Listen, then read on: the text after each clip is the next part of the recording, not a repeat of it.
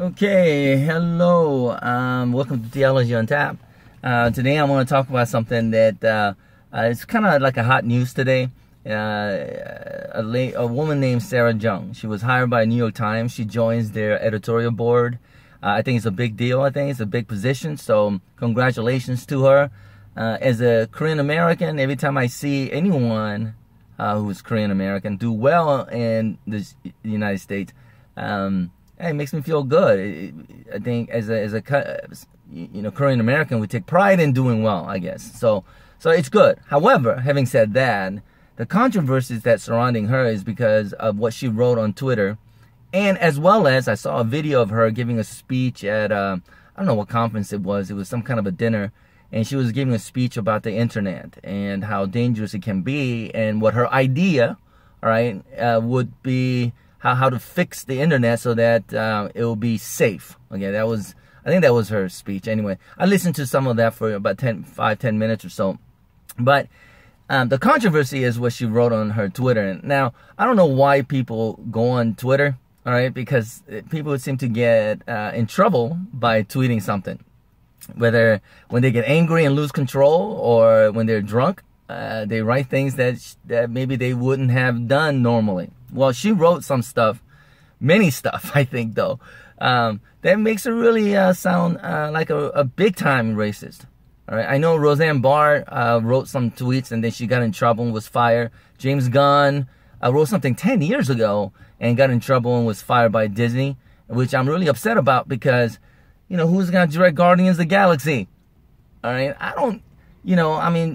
it's weird how we are judging people by what they write or what they say, and we don't tend to discern whether it was a joke or not. I guess certain things you're not supposed to joke about. I don't understand that.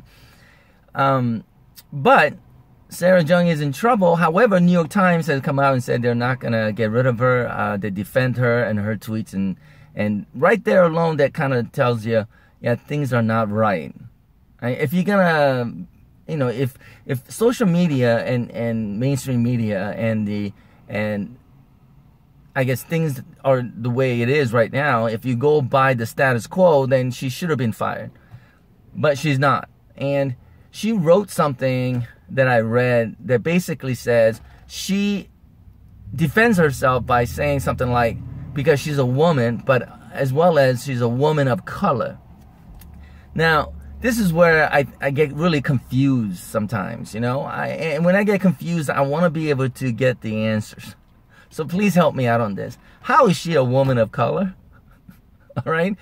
And from the tweets and some of the things I read, and especially the video that I saw, because, you know, the video of her giving this speech, man, she is angry. You could tell she's angry. She's really upset about something. Not only that, man, she really... looks like she has answers to everything, and that she looks at everyone else as if they're all stupid. That's what I get from her, the way she gave that speech. Please go find it on the internet, on YouTube, and look at it. And she is rolling her eyes and things like that. And obviously she's a big-time leftist. She thinks that we need to control the internet. And she thinks the best way to do it is to run it like this postal service. Right? That was her conclusion, meaning that the government should take control of it, which is a horrible thing to say. So in a way, I could say that she is a socialist or maybe even a communist, and which makes no sense to me because she is Korean American. Now, I know that I'm an older person, and as an old, Korean American, many people my age are, I think, Republicans, more conservative, because we know what it was like to grow up in a socialist, I guess, I don't know if South Korea was a socialist country. It was more like a dictatorship at the time. But it was definitely a third world country. And we know what North Korea has become, which is a communist country. There are so many socialist places that has gone south. Very south, right? I mean, very bad. And I don't understand, as an Asian American, Korean American, knowing what we know about the history, will be a socialist. It makes zero sense to me. And to know that so many Asian Americans are Democrats. Makes no sense whatsoever. I think only reason that it makes sense to me is that they are more Democrats and leftists because Asian Americans have done so well in the United States, right? We have done so well, and we have moved up the ladder to a point where we have so much money now.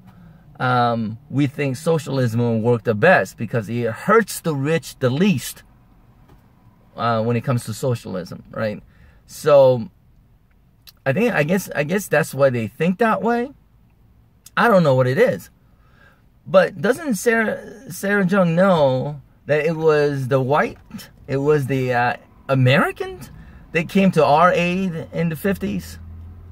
And that they stayed and helped us to get things organized? And that it's the America that's still in South Korea protecting the country? I mean, is that right? I mean, I am so grateful for this country, United States, for helping South Korea when they did. I mean, even before World War II, I mean, think about it, we were occupied by Japan. I mean, if it wasn't for Americans coming in and freeing us and stuff and helping us from being taken over by the North Korea, Communist Korea, I mean, that's just an incredibly huge deal. I mean, Sarah Jeong is in the United States of America, right? Which is predominantly white. And yet she says she hates white people. It makes no sense whatsoever. And trust me, she doesn't like white people, right? She might say that tweet was done when she was this and that. But if you listen to her speech, you could tell that she doesn't like white people. She doesn't like men, definitely. And she considers herself a woman of color. That's why she could write racist stuff, but then she would never be considered a racist because she's a woman of color. Now, how in the heck does she consider herself a woman of color? I don't know how African Americans would feel about that, but I just find it really hard to believe. I don't know how to say about that. Now, having said all this stuff, I do think that she has a racist bone. I think she is a big-time socialist, if not a communist, when it comes to politics.